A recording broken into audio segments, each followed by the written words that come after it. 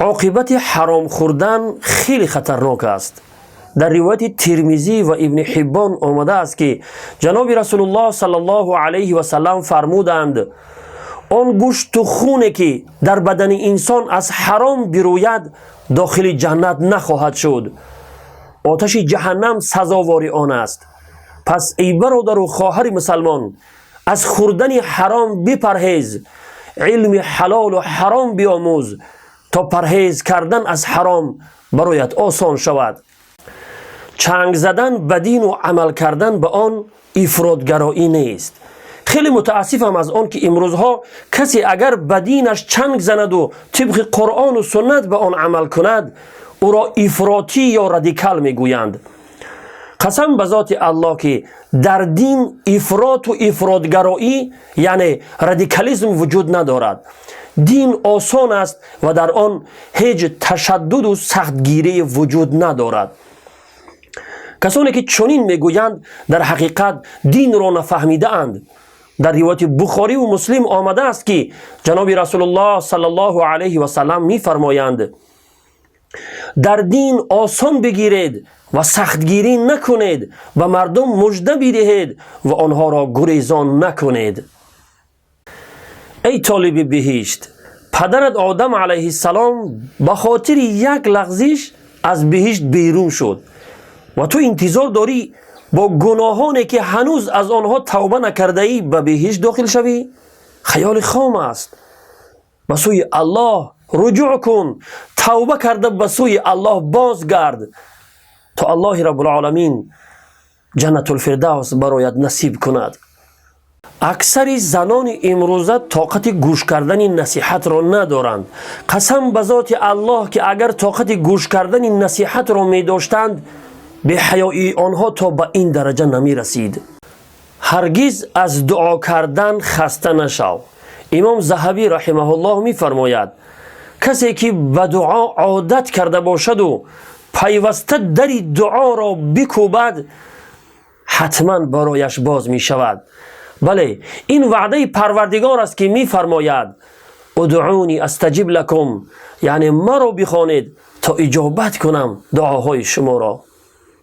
وقتی ساعتهای دراز در شبکه‌های اجتماعی صحیفه‌های گوناگون را کشاده وقتهای گرانبهایت را صرف می‌کنی ولی نمی‌توانی یک صحیفه از قرآن عظیم الشأن را کشاده تلاوت کنی، این را بدان که تو در یک زیان و خسارت و محرومی بزرگی هستی که خودت آگاه نیستی. قسم به خدا که این زیان و خسارت بسیار بزرگ است. هر عملی که در شریعت انجام میدهیم طبق سنت باید آن را انجام بدهیم. حسن بصری رحمه الله میفرماید عمل اندک و مطابق سنت بهتر از عمل بسیاری است که با بدعت انجام شود. پس هر عمل خود را مطابق سنت انجام بده اگرچه عمل اندک هم باشد. آبروی اهل دل از خاک پای مادر است. هرچی دارند این جماعت از دعای مادر است. آن بهشت را که قرآن می کند توصیف آن، صاحب قرآن بگفتا زیر پای مادر است. آسمان زندگی شد روشن از نور پدر، گلشنی هستی مصفا از صفای مادر است. اوج گیرد قدر فرزند از دعای خیر او، چون دم عیسی ابن مریم در دعای مادر است. قدر و جاه را که در اسلام دارا شد اویس، از کمال طاعت و خدمت برای مادر است. امر او را داد رجحان بر ملاقات نبی، چون رضای مصطفی هم در رضای مادر است. بهترین منظر به چشم و دل مرا سیمای اوست، خوشترین آواز در گوشم صدای مادر است. گواهی دادن بر دروغ گناهی است که امروزها به مثل نوشیدن آب آسان شده است. حالا آن که این نوع گناه از بزرگترین گناهان کبیره به شمار می رود که پیامبر خدا صلی الله علیه و سلم آن را در برابر شرک به خدا قرار داده است. پناه به خداوند. در روایت بخاری و مسلم آمده است که جناب رسول الله صلی الله علیه و سلم فرمودند آیا شما را از بزرگترین گناهان آگاه نسازم؟ 3 بار تکرار کردند. صحابگان رضی الله عنهم فرمودند بله ای رسول خدا. فرمودند شرک آوردن به خداوند و رنجاندن پدر و مادر. و ایشان به حالت تکیه نشسته بودند که راست نشستند و فرمودند و دروغ گفتن و شهادتی بر دروغ. همچنان ایشان این جمله را تکرار کردند که از روی شفقت و مهربانی گفتیم ای کاش ساکت می شدند. حدیث متفق علیه. هرگز کسی را به خاطر گناه گذشتهش سرزنش مکن. حسن بصری رحمه الله می فرماید هر کسی برادر مسلمانش را برای گناهی که توبه کرده است سرزنش و ملامت کند، خداوند او را به آن گناه مبتلا می کند. از وحشتناکترین زندانهای دنیا که هیچ کس از وجود آن باخبر نیست، خانه ای است که زن در آن هیچ آرامش کنار شوهرش ندارد، اما از ترس حرفهای مردم و به خاطر فرزندانش تحمل می کند، صبر می کند. وای بر حال آن مردی که همسرش در کنارش آرامش نداشته باشد، حالا آن که الله متعال می فرماید و عاشروهن بالمعروف و با زنان رفتاری نیکو داشته باشید. آیا میدونید راحت جسم و روح در چیست؟ در کتاب زاد المعاد آمده است که ثابت بن قره رحمه الله می فرماید راحت جسم در کم خوردن است و راحت روح در گناه نکردن، اما راحت زبان در کم گفتن است. آیا حقیقت جهنم را میدونید که چه عذابهای سختی در آن می شود؟ عمرو بن عاص رضی الله عنه شاگرد مکتب رسول الله صلی الله علیه و سلم می فرماید اگر کسی از شما حقیقت آتش جهنم را می دانست، از ترس آن طور فریاد می کشید که صدایش قطع می شد و طور نماز می خواند تا کمرش می شکست. با بهانه کار هرگز نماز را ترک مکن، زیرا همین نماز است که به سبب آن به تو رزق و روزی فراوان می رسد، بلکه از جای به تو رزق و روزی می رسد که گمانش را هم نمی کردی. ابن کثیر رحمه الله در تفسیر خود می نویسد وقتی نماز را برپا داشتی رزق و روزی به تو از جانبی می رسد که گمانش را هم نمی کردی. خدایا ما را از جانب رزق و روزی عطا فرما که امیدش را نداشته باشیم. آمین یا رب العالمین. بسیاری از ما کارهای گناه و ثواب را خوب می شناسد، ولی نه از کارهای گناه دست می کشد و نه کارهای ثواب را انجام می دهد. سفیان بن عیینه رحمه الله می فرماید عاقل کسی نیست که خیر و شر یعنی نیکی و بدی را می شناسد، بلکه عاقل واقعی کسی است که هرگاه خیر و خوبی را ببیند آن را دنبال می کند و انجامش می دهد و هرگاه شر و بدی را ببیند از آن دوری می کند. بسیاری از ما نعمتهای خداوند را نادرست استفاده می کنیم. مثلا تلفن دستی یک نعمتی است که می توانیم با آن بسیار کارهای خوب را انجام دهیم به شرطی که آن را درست استفاده کنیم. اما اگر آن را نادرست استفاده کنیم، در آن چیزهای حرام تماشا کنیم و به دیگران فرستیم، برای ما بلا و مصیبت خواهد شد. سلمه ابن دینار رحمه الله می فرماید هر نعمتی که تو را به خداوند قریب نکند برایت بلا و مصیبت خواهد شد. متاسفانه بسیاری از مسلمانان امروز وقت ازدواج می کنند و سنت خدا و رسول نکاح می کنند و بعداً و سنت شیطان و پیروانش توی عروسی برپا می کنند، مجلس شراب و رقص برپا می کنند. پناه به خداوند. یک زن رقاصه با لباسهای نیم برهنه می رقصد و صدها مرد را به گناه می کشد. رقص چاواندازی گفته مرد و زن در آغوش همدیگر حرکتهای شهوانی می کنند. از همه بدترش آن که همه اینها را در پیش چشم خواهران و مادرانشان و حتی در پیش چشم کودکان انجام می دهند. شما را به خدا مسلمانیتان را فراموش نکنید. ابتدای زندگی زن و شوهری را با حرام آغاز نکنید. بهترین نماز بعد از نمازهای فرض کدام است؟ در روایت مسلم آمده است که جناب رسول الله صلی الله علیه و سلم می فرمایند بهترین نماز بعد از نمازهای فرضی نماز شب است. خدایا برپا داشتن نماز شب را برایمان توفیق عطا فرما. آمین یا رب العالمین. امروزها قرآن بالای تاقچه ها گرد و غبار گرفته کسی آن را نمی خواند. اگر خواند هم کسی به آن عمل نمی کند یا با 7 قبض روپوش در کنج خانه آویزان است برای حفاظت از جن و شیاطین. قسم به ذات الله که قرآن در روز قیامت از ما شکایت می کند. امام ضحاک رحمه الله می فرماید زمانی می آید که قرآن را آویزان می کنند و کسی از ارشادات آن استفاده نمی برد، حتی بالایش تار عنکبوت می دمد.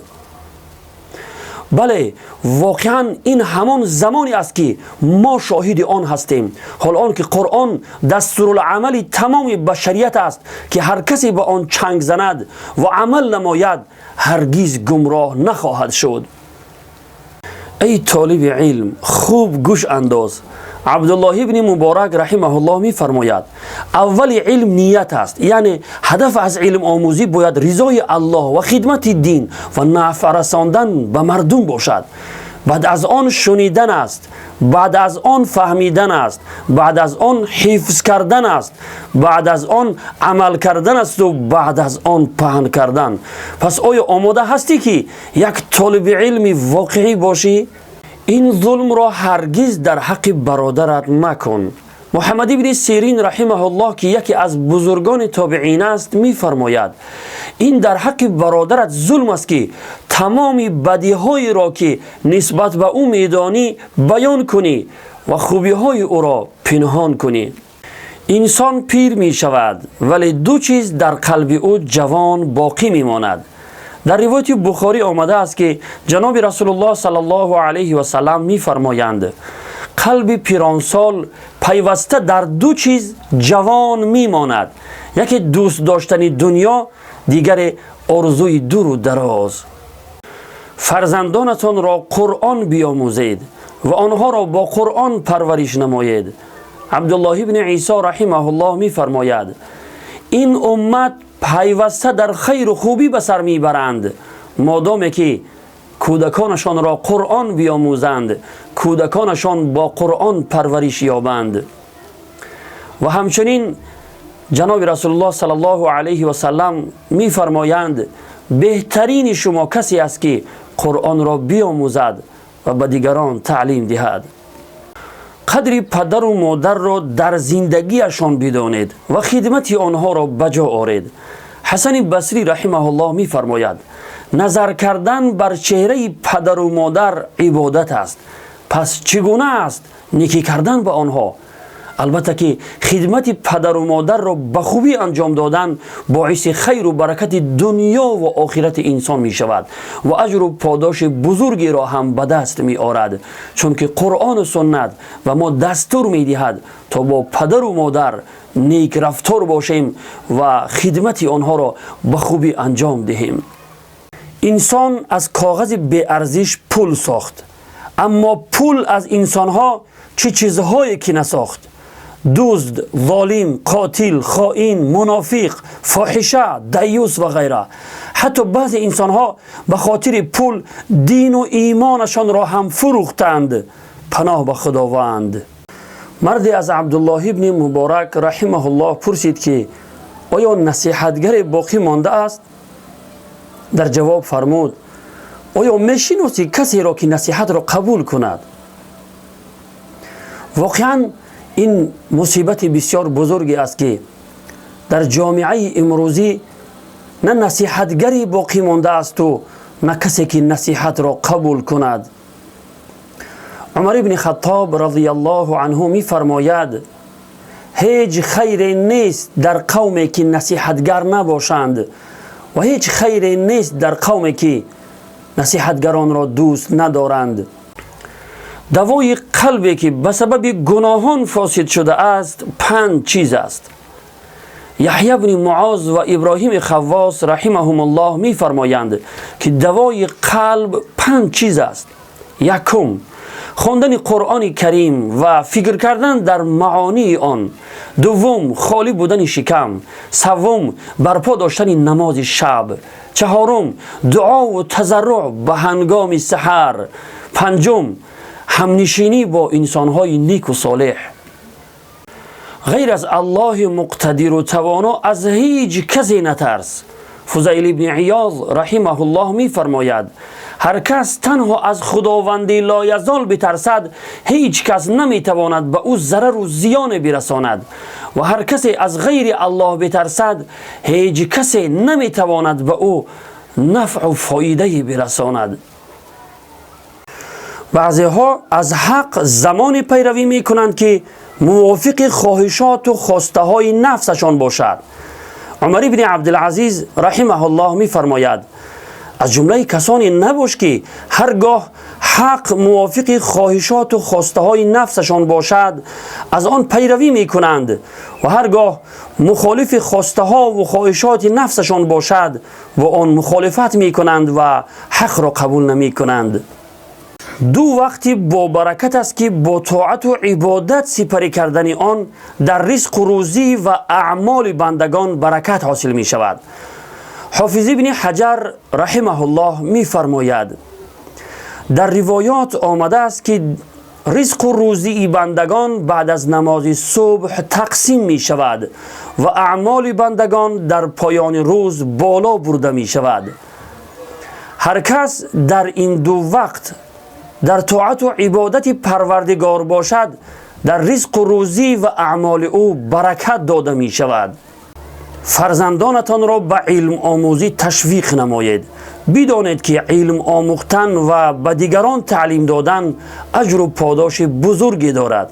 حسن بصری رحمه الله می فرماید اگر یک باب از علم را بیاموزم و آن را به مسلمان تعلیم دهم نزد من بهتر و محبوبتر از این است که تمام دنیا مال من باشد و آن را در راه خداوند خرج نمایم. محبت دنیا عاقبت‌های خوبی ندارد. سفیان ثوری رحمه الله می فرماید هر کسی که از دنیا لذت برد و با مال و ثروتش خوشنود شود ترس آخرت از قلبش زدوده می شود. در قلبش جای برای ترس از آخرت باقی نمی ماند. بله این معلوم است که وقت انسان هیچ ترسی از آخرت نداشته باشد از گناهان دست نمی کشد و عاقبت خود را غرق گناه کرده تباه و برباد می کند. صدقه کردن بهتر است یا از حرام پرهیز کردن؟ مالک ابن دینار رحمه الله می فرماید اگر انسان مسلمان 1 درهم از حرام را ترک کند از 100,000 درهم صدقه کردن برایش بهتر است. بسیاری انسان ها درآمدشان از حرام است ولی متاسفانه در فکر پرهیز کردن از حرام نیستند. الله رب العالمین همه ما را توفیق پرهیز کردن از حرام را نصیب فرماید. آمین یا رب العالمین. هر عمل نیک انجام میدهی به خاطر الله انجام بده.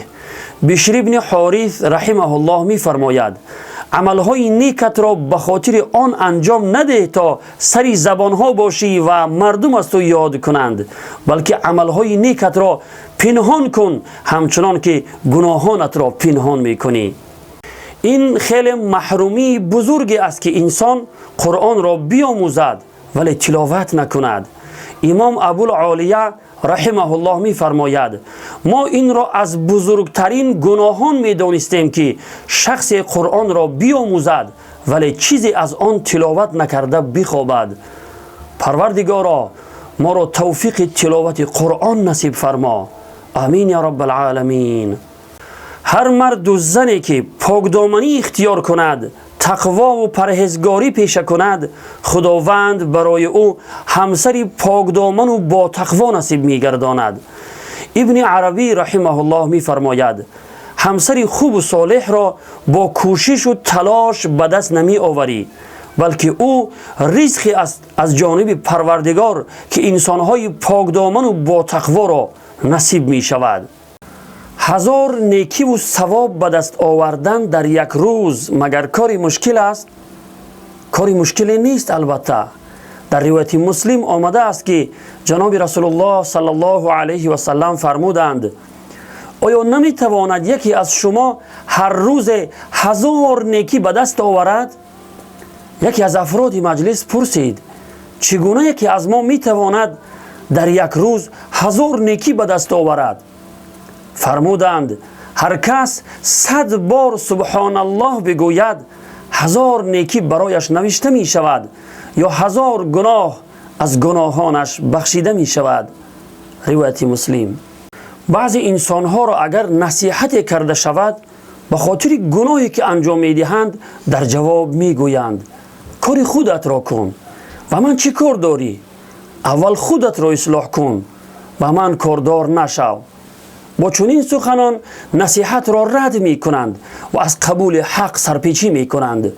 آگاه باشید که این گونه سخنان در نزد الله رب العالمین بدترین سخن به شمار می رود. جناب رسول الله صلی الله علیه و سلم فرمودند بدترین سخن در نزد خداوند این است که برای کسی که گناه می کند بگویی که از الله بترس و او در جواب بگوید که کار خودت را کن.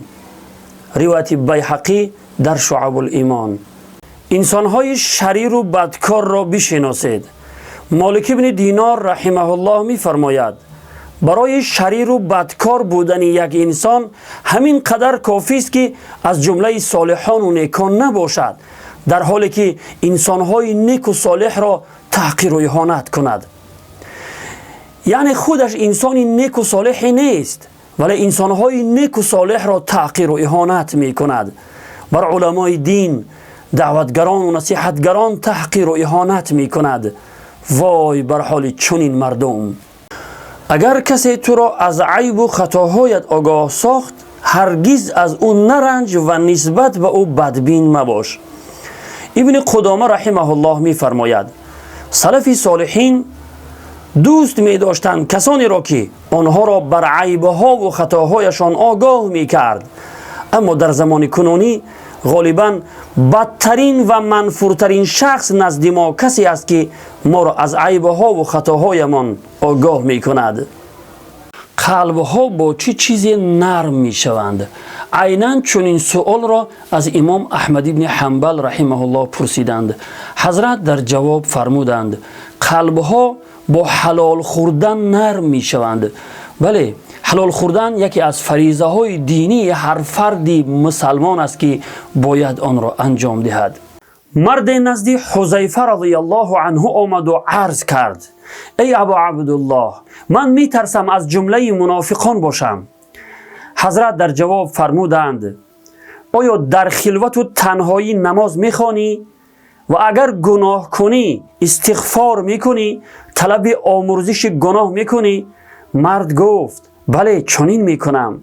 حضرت حذیفه رضی الله عنه فرمودند برو که خداوند تو را از جمله منافقان قرار نداده است. منافق کسی است که دو چهره دارد، در ظاهر دیگر و در باطن دیگر است. حضرت حذیفه رضی الله عنه صحابه است که پیامبر خدا صلی الله علیه و سلم به او نامهای منافقین را گفته بود و او منافقان را خوب می شناخت. او را صاحب سر رسول الله صلی الله علیه و سلم هم می گویند اگر بجای خوبی که به کسی کردی بدی دیدی هرگز ناامید مشو. یقین بدون که البته برگشت آن خوبی ها را از شخص دیگری در زمان دیگری و در جای دیگری خواهی یافت. شک مکن دوستم، تو فقط خوب باش و خوب بمان، چون که خوب بودن و خوبی کردن از خصلت‌های خوبی مردم مسلمان است. مردها خوب گوش اندازند. امام شاطبی رحمه الله می فرماید هر کس به سیرت یعنی به زندگی نامه سلف صالحین بنگرد و تقصیر و کوتاهی و عقب ماندگی خود از مرتبه مردان پی میبرد. خود میفهمد که از مرتبه مردانگی به مراتب پایان رفته است. گذشتگان نیک را سلف میگویند، یعنی پیامبر خدا صلی الله علیه و سلم، صحابه و تابعین و تبع تابعین رضی الله عنهم، واقعا آنها رادمردان تاریخ و بهترین نمونه برای تمام بشریت بودند. پروردگارا پیروی از آنها را برای همه ما و شما توفیق عطا فرماید. آمین یا رب العالمین. هر کاری خیری که خود انجام نداده ای به خود نسبت مده. نگو که من کرده ام در حالی که آن را تو نکرده ای، چون که عاقبت رسوا می شوی. امام ابن حجر رحمه الله می فرماید هر کس به خود عملی نیکی را نسبت دهد که انجام نداده است و دعواگری چنان کاری خیری باشد که انجامش نداده است، خداوند رسوایش می کند و دروغش را آشکار می کند. همیشه شگفت زده و در حیرت بودم که سلف صالحین، گذشتگان نیک این امت چگونه خود را وقف دین پروردگار کرده بودند. ساعتهای طولانی و بدون خستگی نشسته به آموختن و تعلیم دادن و به خدمت دین مشغول بودند. عبادتهای طولانی انجام می دادند. به قول حاضره به چنین کارها معتاد بودند. اما وقتی افراد معتاد به اینترنت و تلفن دستی رو دیدم، تعجبم از بین رفت. فهمیدم که اگر دل چیزی را دوست داشته باشد، خودش را وقف آن می کند. متاسفانه امروزها ما خود را وقف اینترنت و تلفن‌های دستی کرده ایم که وقتهای گرانبهای خود را در آن صرف میکنیم. ساعتهای دراز بدون هیچ خستگی در آن مشغول میشویم. این است حال و وضعیت ما و شما، والله المستعان. وقتی همیشه خود را در رنج و بلا و مصیبت ها و پریشانی ها میبینی، سختی های روزگار خسته‌ات کرده است، غمگین مشو که خداوند تو را دوست داشته است. فضیل ابن عیاض رحمه الله می فرماید هرگاه خداوند بنده ای را دوست بدارد، غم و اندوه و ناراحتی هایش را زیاد می کند و هرگاه بنده ای را بد ببیند، برایش دنیا می دهد، مال و ثروت و دارایی می دهد. پناه به خداوند از اون مال و ثروتی که سببگاری بدبینی پروردگار شود. بعضی انسان ها به خاطر گناهان خود از دعا کردن دست می کشند، ناامید می شوند و شرم می دارند دعا کنند. سفیان ابن عیینه رحمه الله می فرماید هرگز از دعا کردن دست نکشید و از اینکه گناهان زیاد کرده اید شما را از دعا کردن باز ندارد، زیرا که خداوند دعای ابلیس را هم اجابت کرد در حالی که او بدترین مخلوقات بود. چنانچه گفت قال ربی فانظرنی الی یوم یبعثون، پروردگارا پس تا روزی که همه مردم برانگیخته می شوند به من مهلت بده. و خداوند به او مهلت داد. شخص عاقل و هوشیار کیست؟ یحیی بن معاذ رحمه الله می فرماید شخص عاقل و خردمند کسی است که 3 عمل انجام دهد. یکم، دنیا را پیش از آن که دنیا رهایش کند ترک کند. دوم، قبرش را پیش از داخل شدن به آن آباد کند. سوم، پروردگارش را پیش از آن که به دیدار و ملاقاتش برود راضی و خوشنود کند. بعضی دوستان و نزدیکان داریم که سخنان دیگران را به ما نقل می کنند. فراموش نکنید که چنین نفران سخنان ما را هم به دیگران نقل می کنند، یعنی از ما سخنچینی می کنند.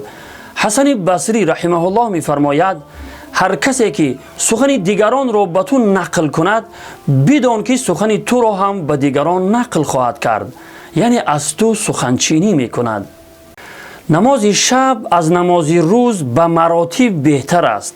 عمرو بن عاص رضی الله عنه شاگرد مکتب رسول الله صلی الله علیه و سلم می فرماید 1 رکعت نماز در شب از 20 رکعت نماز در روز بهتر است.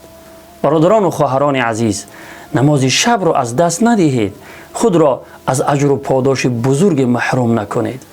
هر گناهی که انجام می دهید تأثیر بد خود را حتما میگذارد که به صورت بلا و مصیبت ها بر سر انسان گناهگار می آید، اگرچه بعد از گذشت سالهای دراز باشد.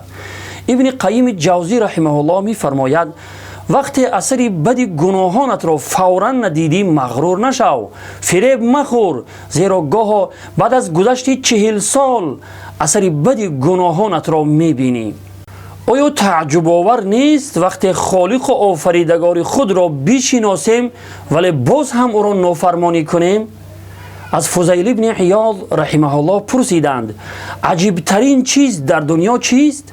فرمود قلبی که خداوند را بشناسد ولی باز هم گناه و نافرمانی او را کند. پروردگارا ما را از گناهان دور نگه بدار. سخنچینی خیلی گناه بزرگ بوده. سخنچین بدترین مردم به شمار می رود.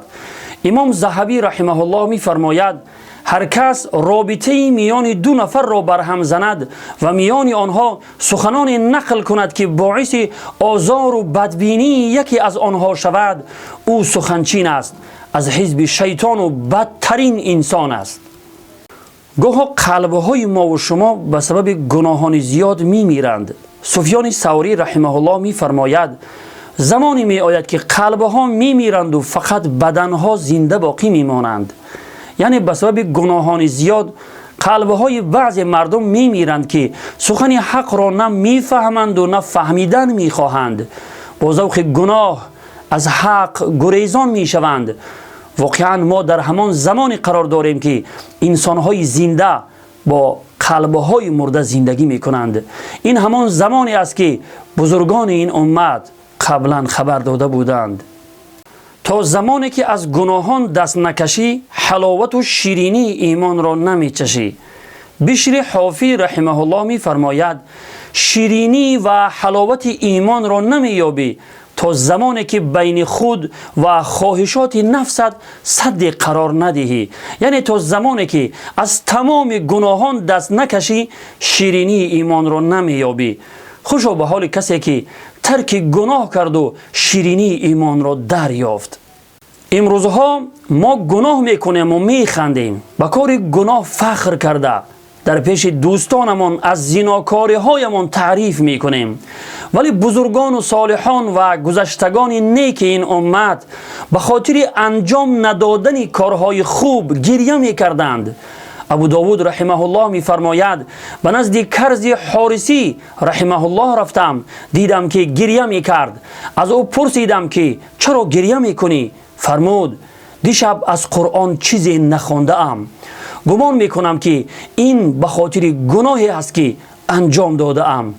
وای بر حال کسانی که گناه انجام می دهند و می خندند و به خاطر گناهانشان توبه نمی کنند.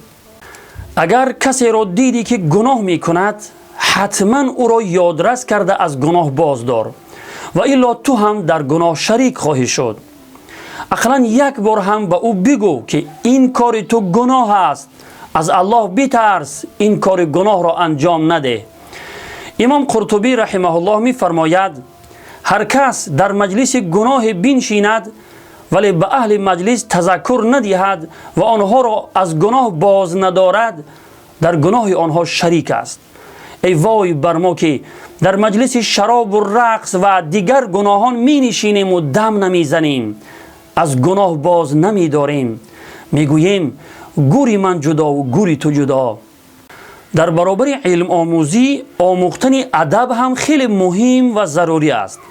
تصور کنید یک عالم دین وقتی بی ادبی کند چقدر زشت و ناراحت کننده است. نه تنها علمای دین بلکه هر کسی که دارای علوم دنیوی است باید ادب داشته باشد. امام مالک رحمه الله خطاب به برادرزاده اش فرمود ای برادرزاده پیش از تحصیل علم ادب بیاموز. اگر کسی را به خاطر گناهی که انجام میدهد نصیحت کنیم و از گناهش باز داریم، در جواب میگوید ملا سخت نگیر، خداوند بخشنده و مهربان است. با چنین سخنان خود را تسلی داده بی باک به گناه مشغول میشوند. آگاه باشید که این یکی از فریب‌های شیطان است که به آن اکثرا مردم عوام مبتلا میشوند. ابن قیم جوزی رحمه الله میفرماید یکی از فریب‌های شیطان به مردم عوام این است که وقتی به آنها نصیحت کرده شود از گناهی که انجام میدهند باز داشته شوند، در جواب میگویند الله بخشنده و مهربان است. سجده کردن چقدر حالت زیباست. با گوش زمین زمزمه میکنی، صدایت به آسمان ها میرسد. خدایا سجده های پرنقصان ما را قبول فرما. چقدر کار زشت و بد است وقتی انسان گناه را با خنده و خوشحالی انجام دهد. امام مزنی مصری رحمه الله می فرماید هر کس با خنده و خوشحالی گناه را انجام دهد در روز قیامت با گریه و ناراحتی به جهنم خواهد رفت، با گریه و فغان به آتش دوزخ سوزان داخل می شود. پناه به خداوند. گذشت و بخشش نمودن کسانی که به تو بدی کرده اند بهتر و افضل است، زیرا از نبخشیدن آنها برایت هیچ فایده ای نمی رسد. احمد ابن حنبل رحمه الله می فرماید گذشت و بخشش نمودن افضل و بهتر است از اینکه برادر مسلمانت به خاطر تو عذاب داده شود، به تو هیچ فایده ای نمی رسد. ولی اگر ببخشی و گذشت نمایی، خداوند همان طور که به تو وعده نموده است گناهانت را می بخشد. الله رب العالمین در قرآن عظیم الشأن می فرماید ولیعفوا ولیصفحوا الا تحبون ان یغفر الله لكم والله غفور رحیم. بلکه گذشت و بخشش نمایند. آیا دوست نمی دارید که الله شما را ببخشد؟ و الله آمرزنده مهربان است. اگر مال خود را از دست دادیم خیلی غمگین می شویم و تا چند سال دیگر با غم و اندوه و تأسف از آن یاد می کنیم، ولی یک بار هم برای از دست رفتن عمر خود غمگین نمی شویم. عمری که هر لحظه اش بی بازگشت و خیلی گرانبها است. برای عمری که با گناهان سپری شده ایستاده است غمگین نمی شویم. پروای هم نداریم که در پیش روز حساب و جزا است و برای هر عمل خود جواب خواهیم داد.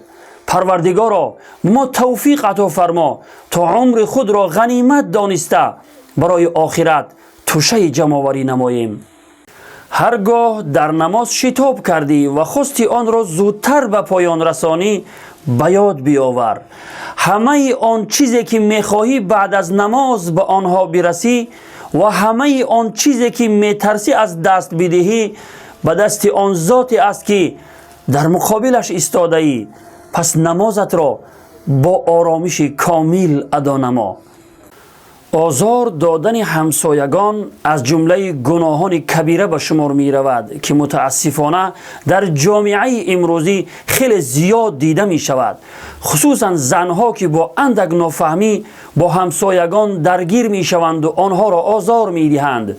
آگاه باشید که آزار دادن همسایگان سببگار داخل شدن دوزخ می شود، اگرچه انسان تهجد گزار باشد.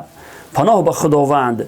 در روایت بخاری آمده است که از جناب رسول الله صلی الله علیه و سلم پرسیدند زنی است که روزها روزه میگیرد و شبها نماز میخواند ولی همسایگانش را آزار میدهد، حال او چگونه است؟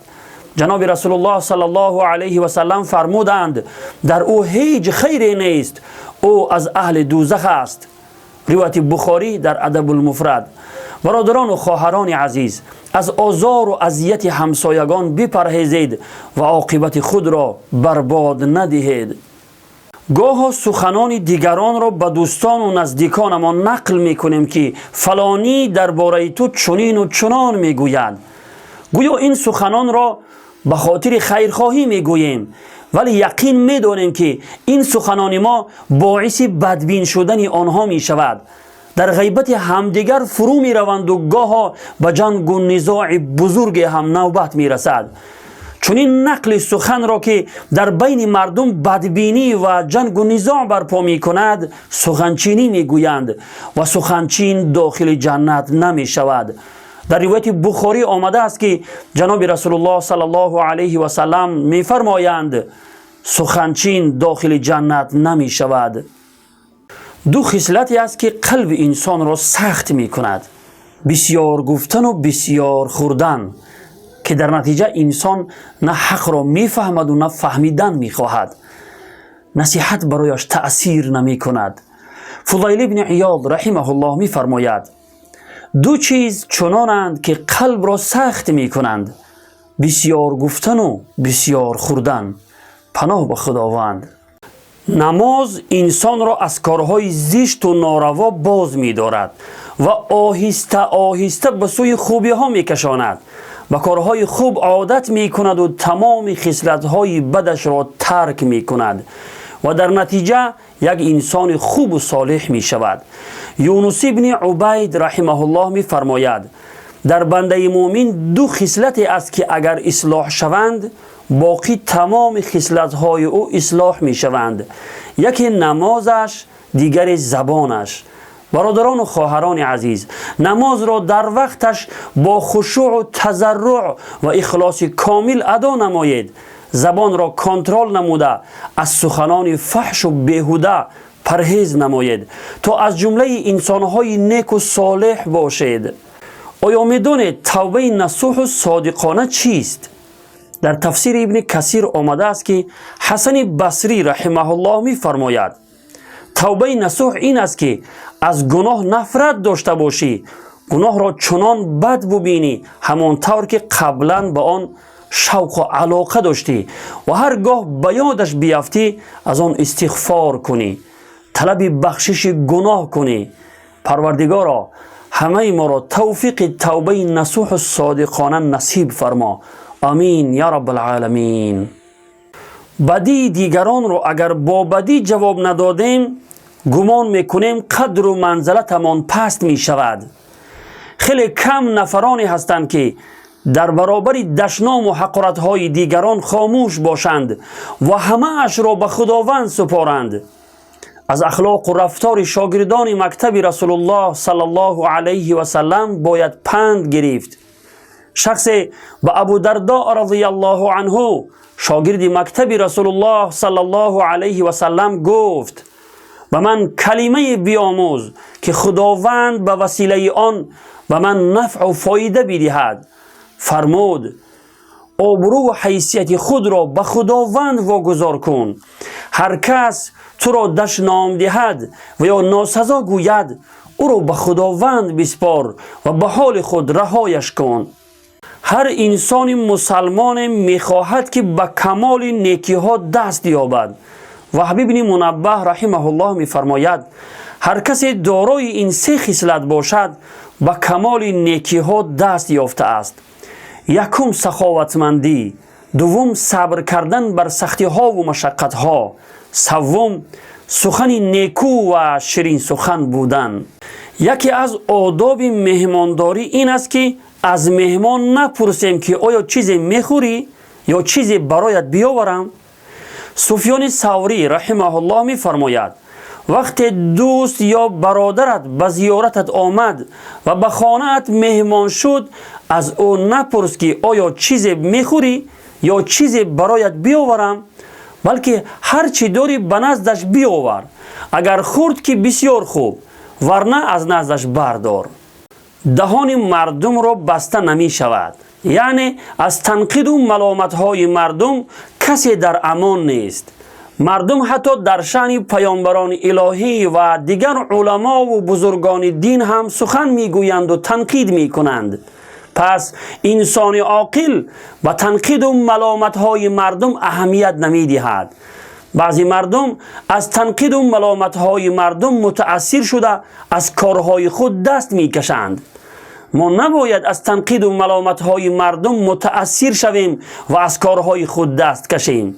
امام شافعی رحمه الله می فرماید از تنقید و ملامت های مردم هیچ راه خلاصی نیست.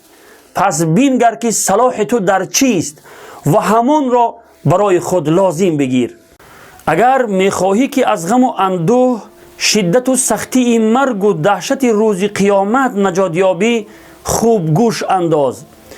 امام مالک رحمه الله می فرماید هر کس دوست دارد که قلبش از غم و اندوه رهایی یابد و از شدت و سختی مرگ و دهشت روز قیامت نجات یابد باید عملهایی که در خلوت و تنهایی انجام میدهد از عملهایی که آشکارا انجام میدهد بیشتر و بیشتر باشد. پس به خاطر نجات خود در پنهانی عملهای نیک و صالحت را بیشتر انجام بده. همیشه به پند و نصیحت‌های علما و بزرگان دین با جان و دل گوش بیندازید. جعفر ابن محمد رحمه الله می‌فرماید هیچ توشه بهتر از تقوا نیست. یعنی پرهیز کردن از گناهان در پنهانی و آشکارا بهترین توشه است برای سفر آخرت. هیچ چیز بهتر از خاموشی وجود ندارد و هیچ دشمن ضرر دهنده تر از جهالت و بیسوادی نیست و هیچ بیماری سختتر از دروغگویی نیست. پروردگارا انجام عملهای بهترین را برایمان توفیق عطا فرما و ما را از جمله بهترین ها بگردان. امین یا رب العالمین. به خاطر گناهان گریه کردن گناهان را پاک می کند. خیلی کم نفرانی هستند که به خاطر گناهانشان گریه کنند و اظهار پشیمانی کرده به سوی خداوند بازگردند. به خاطر از دست رفتن مال و دارایی گریه می کنند ولی به خاطر گناهانشان گریه نمی کنند. مالک ابن دینار رحمه الله می فرماید به خاطر گناهان گریه کردن گناهان را می ریزد و پاک می کند، همان گونه که باد برگهای خشک شده را از شاخ درختان می ریزد. پروردگارا همه ما را توفیق توبه نصوح و صادقانه نصیب فرما و از گناهان دوری نصیب فرما. امین یا رب العالمین. فرو بردن خشم و غضب طبق آیات و احادیث بیشمار اجر و پاداش خیلی بزرگی دارد، ولی با وجود این بعضی نفران در حالت خشم و غضب خود را اداره کردن نمی توانند و سخنان می گویند که عاقبت آن خیلی خطرناک است. عطا ابن ابی رباح رحمه الله می فرماید انسان گاه بر اثر خشم و غضب کلمه به زبان می آورد که به سبب آن عملهای 60 ساله و 70 ساله اش را برباد می دهد. پناه به خداوند. واقعا نتیجه خشم و غضب پشیمانی است. علما و بزرگان دین می فرمایند هر کسی با خشم و غضب از جا برخیزد با حسرت و پشیمانی بجایش می نشیند. به همین خاطر برادران و خواهران مسلمان هرگز غضبی نشوید. خشم و غضب پیامدهای ناخوش و ناگواری دارد که حتی انسان را به کفر هم می رساند. قتل و کشتار، طلاق دادن همسر و پاش خوردن عائله، جنگ و نزاع و غیره، همه اینها از نتیجه های بدی خشم و غضب است که ما را عاقبت تباه و برباد می کند. از همین جهت است که پیامبر خدا صلی الله علیه و سلم امتش را از خشم و غضب برحذر داشت. در روایت بخاری آمده است که مرد از جناب رسول الله صلی الله علیه و سلم درخواست کرد که نصیحتم کن. حضرت در جواب فرمودند غضبی نشو. چند بار دیگر هم تکرار به تکرار درخواست کرد که نصیحتم کن و جناب رسول الله صلی الله علیه و سلم هر بار می فرمود غضبی نشو. هرگز توبه کردن را به تأخیر نینداز. نگو که فردا یا پس فردا توبه میکنم و به سوی الله باز میگردم. بسیار نفرانی بودند که میخواستند یک روز توبه کرده به سوی الله باز گردند، ولی اجل ناگهان آمد و به آنها فرصتی توبه کردن نداد. پس حالا که مرگ به سراغت نآمده است توبه کن. از همه گناهان توبه نصوح و صادقانه کرده به سوی الله رب العالمین بازگرد. مبادا مرگ به سراغت بیاید در حالی که از گناهان توبه نکرده باشی. حضرت لقمان به فرزندش چنین نصیحت می کرد: ای فرزندم، هرگز توبه را به تأخیر نینداز، زیرا مرگ ناگهان می آید. پروردگارا همه ما را توفیق توبه کردن از همه گناهان را نصیب فرما. آیا میدونید اخلاص چیست؟ آیا در این باره معلومات دارید؟ زیرا هر عملی نیک انجام میدهیم باید در آن اخلاص داشته باشیم. و هر عملی نیک به شرط قبول درگاه خداوند می شود که در آن اخلاص باشد. پس باید بدانیم که اخلاص در عمل چیست. ابن قیم جوزی رحمه الله می فرماید اخلاص این است که برای عملی که انجام می دهی شاهد و پاداش دهنده غیر از الله را طلب نداشته باشی. این است اخلاص در عمل. پروردگارا و ما اخلاص در عمل را توفیق عطا فرما و از ریا و خودنمایی دور بگردان. آمین یا رب العالمین. گناهانت را به دو سبب به هیچ کس مگو. اولا این که گناه چیزی نیست که با آن فخر کنی. ثانیاً مردم گناهت را هرگز فراموش نمی کنند حتی اگر توبه هم کنی. به همین خاطر هرگز گناهت را به کسی مگو. بگذار گناهانت بین تو و پروردگارت بماند. واقعاً او بخشنده و مهربان است. گناهان بندگانش را می پوشاند و با هر بهانه‌ای می بخشد. پروردگارا از گناهانمان درگذر و ما را مورد عفو و بخشش قرار بده. آمین یا رب العالمین. انسان که روز مسجود ملائکه بود و مقام بالاتری از فرشتگان داشت، امروزها طوری از فطرت انسانی بیرون شده است که تصور کردنش هم ناممکن است. از مرز حیوانات هم تجاوز نموده معلوم نیست به چه چیزی مبدل گشته است. بعضی انسان ها به درجه بی حیا و فحشگو شده اند که گویا در استبل حیوانات کلان شده اند. قتل و غارت، زنا و فحشا، رنجاندن پدر و مادر، خلاصه تمام نوع گناه را انجام می دهند و باز دعوای مسلمانی می کنند. کارهایی را انجام می دهند که از تمام معیارهای انسانی بیرون است. پناه به خداوند. نیکی کردن به پدر و مادر داستانی است که تو آن را می نویسی و سالهای بعد فرزندانت آن را برایت حکایت می کنند. پس این داستان را خوب بنویس.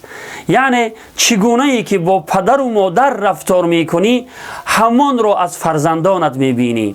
ابن عباس رضی الله عنه می فرماید هیچ عمل مانند نیکی کردن به مادر به خداوند نزدیک کننده تر نیست. یعنی نیکی کردن به پدر و مادر انسان را بیشتر به خداوند نزدیک می کند. امام احمد ابن حنبل رحمه الله می فرماید نیکی کردن به پدر و مادر کفاره گناهان کبیره می شود. سبحان الله. پروردگارا نیکی کردن به پدر و مادر را برایمان توفیق عطا فرما. آمین یا رب العالمین. عزت و آبرو و سربلندی را خداوند برای بنده فرمانبردار خود ارزانی می دارد. ابراهیم خواص رحمه الله می فرماید هر قدری که بنده مؤمن امرهای خداوند را عزیز بدارد خداوند همان قدر لباس عزت و شرف بر او می پوشاند و عزت وی را در قلبهای مؤمنان قرار می دهد که محبوب قلبها قرار می گیرد. بله، در طاعت و عبادت پروردگار عزت و سربلندی و شرافت است و در معصیت و گناه ذلت و خواری، ناکامی و نابراری است. پناه به خداوند. بی حیا شدن زنان به سبب از دست رفتن غیرت مردان است. امام راغب اصفهانی رحمه الله می فرماید هر قوم و ملتی که در مردانشان غیرت نماند در زنانشان عفت و پاکدامنی باقی نمی ماند. علما و بزرگان دین رحمهم الله می فرمایند زن سایه مرد است. مرد اگر کج شود زن هم کج می شود. جوان مردان مسلمان هرگز غیرت و ناموس را از دست ندهید. شاعر چه زیبا می فرماید پشت پازن تخت کیکاووس را، پشت پازن تخت کیکاووس را، سر بده از دست نده ناموس را. عمل نیک و صالح چگونه عملی است؟ زیرا هر فرد مسلمانی که به روز حساب و جزا باوری دارد در تلاش انجام عملهای نیک و صالح می باشد. ابن قیم جوزی رحمه الله می فرماید عمل نیک و صالح عملی است که خالی از ریا و خودنمایی بوده موافق سنت باشد. یعنی هر عملی که به نظر ما خوب نماید عملی نیک و صالح شمرده نمی شود. برادران و خواهران مسلمان، عملهای نیک و صالح را بیشتر انجام دهید، زیرا عملهای نیک و صالح سببگار کامیابی و رستگاری در دنیا و آخرت خواهد بود. پروردگارا انجام عملهای نیک و صالح را بر ما توفیق عطا فرما. آمین یا رب العالمین. هنگام دعا کردن به مثل کودکان رفتار کن. ابن قیم جوزی رحمه الله می فرماید هرگاه در تاریکی شب برای دعا و زاری در برابر پروردگار عالم نشستی مانند کودکان رفتار کن، زیرا کودک وقتی چیزی بخواهد و به او ندهند گریه می کند تا خواسته اش را بگیرد. پس تو نیز وقتی دست بالا کردی و از خداوند خواسته هایت را طلب کردی گریه کن، چنان گریه کن تا به تمام خواسته هایت برسی. پروردگارا با گریه و زاری دعا کردن را برای ما توفیق عطا فرما. آمین یا رب العالمین. هرگز به خاطر گناه مسلمان را طعنه مزن، زیرا به خاطر گناه طعنه زدن بر یک مسلمان خیلی کار زشتی است. کسانی که دیگران را به خاطر گناه طعنه میزنند خودشان هم گناهانی را انجام میدهند که تا به حال از آن توبه نکردند، بلکه از گناه آنها دیده گناه خود طعنه زننده بزرگتر است. به جای طعنه زدن نصیحت باید نمود تا از گناه دست کشند. ابن قیم جوزی رحمه الله می فرماید طعنه زدن به برادر مسلمانت به خاطر گناهی که انجام داده است گناهش بزرگتر از گناه کسی است که به وی طعنه میزنی. یعنی گناه طعنه زدن بزرگتر از گناه کسی است که به وی طعنه میزنی. ما در پنهانی کارهایی را انجام میدهیم و نمیخواهیم که مردم از آن آگاه شود. بعضی ها عبادت هایشان را و بعضی ها گناهانشان را پنهان میکنند تا مردم از آن آگاه نشود. خوشا به حال کسی که آن چیزی را که از مردم پنهان میکند طاعت و عبادت پروردگار باشد، نه معصیت و گناه. ولی متاسفانه امروزها برعکس در پنهانی به جای طاعت و عبادت معصیت و گناه انجام میدهیم. گناهانمان در پنهانی از عبادتهایمان بیشتر است. پروردگارا پنهانی های ما را به صلاح بیار و از گناهان پنهانی ما را دور نگه بدار و عملهای ما را از ریا و خودنمایی پاک بگردان. آمین یا رب العالمین. هر قدری که قرآن کریم را بیشتر تلاوت کنیم همان قدر تلاوت قرآن برایمان آسان می شود. اما اگر تلاوت قرآن را رها کردیم و دیر تلاوت کردیم البته که تلاوتش برایمان سخت و دشوار می گردد. کسانی که این را تجربه کرده اند خوب می فهمند. امام ابن حجر رحمه الله می فرماید شخصی که مدام تلاوت قرآن می کند زبانش روان و تلاوت قرآن برایش آسان می شود و هرگاه تلاوت قرآن را رها کند تلاوت قرآن برایش سخت و دشوار می گردد. به همین خاطر هرگز تلاوت قرآن را رها نکنید، زیرا طبق حدیث های جناب رسول الله صلی الله علیه و سلم برای هر یک حرفی که از قرآن تلاوت میکنیم برایمان اجر و پاداش میرسد. آرزوی هر یک فرد مسلمان این است که به تمام خیر و خوبی های دنیا و آخرت دست یابد. مگر همین طور نیست؟ یکی از تابعین کرام سلمه ابن دینار رحمه الله می فرماید دو عملی است که اگر انجامشان دهی خیر و خوبی های دنیا و آخرت را به دست می آری. یکم آن چیزی را که خداوند دوست داشته باشد اگرچه برایت سخت و ناگوار باشد باز هم به آن عمل کن. دوم آن چیزی را که خداوند ناپسند بداند و دوست ندارد اگرچه دوستش داشته باشی و برایت خوش و گوارا باشد، باز هم آن را ترک کن و از آن دست بکش.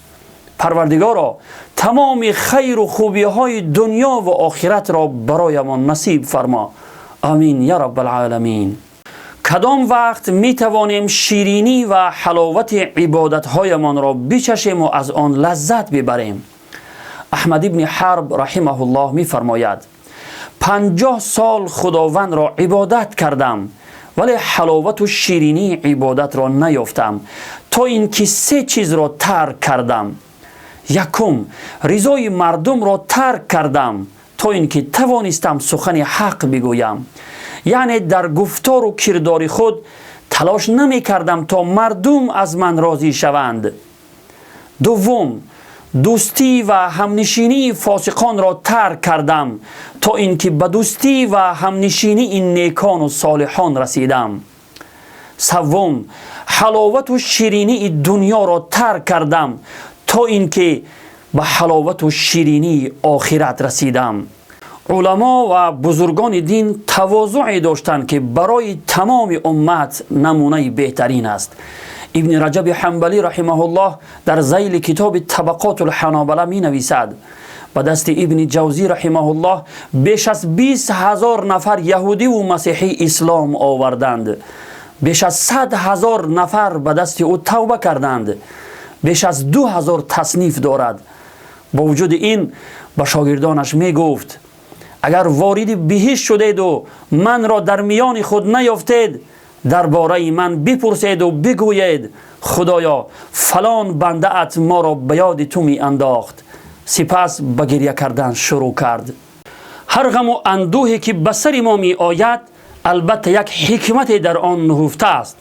امام حسن بصری رحمه الله می فرماید هرگاه گناهان بنده مؤمن زیاد شوند و در عمل او چیزی نباشد که کفاره گناهانش گردد و گناهانش به سبب آن بخشوده شوند، آن وقت غم و اندوه بر او مسلط می شود و کفاره گناهانش می شود. گناهانش به سبب آن بخشوده می شوند. پس به خاطر گناهان خود مدام استغفار نمایید. همیشه از خداوند طلب آمرزش گناه نمایید تا گناهانتان بخشوده شوند و غم و اندوه بر شما مسلط نشود. پروردگارا انجام عملهای را به ما توفیق عطا فرما که کفاره گناهانمون می شود. آمین یا رب العالمین. بعضی نفرانی هستند که تنها در ماه رمضان نماز می خوانند و بعد از رمضان همه را ترک می کنند. آگاه باشید این گونه مردم انسانهای خیلی بد و زشتی هستند.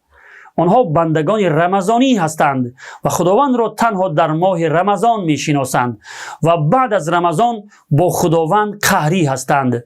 در کتاب مفتاح الافکار آمده است از امام بشر الحافی رحمه الله پرسیدند مردمانی هستند که فقط در ماه رمضان خداوند را عبادت می کنند و پس از تمام شدن ماه رمضان عبادت را نیز ترک می کنند. آنها چگونه مردم هستند؟ حضرت در جواب فرمودند مردم خیلی بد و زشتی هستند. آنها کسانی هستند که فقط در ماه رمضان خداوند را می شناسند. می خواهی نماز تهجد بخوانی ولی نمی توانی در نیمه شب بیدار شوی. پس و این قصه کوتاه عبرت آموز خوب گوش انداز. مرد به ابراهیم ادهم رحمه الله گفت نمی توانم برای نماز تهجد بیدار شوم.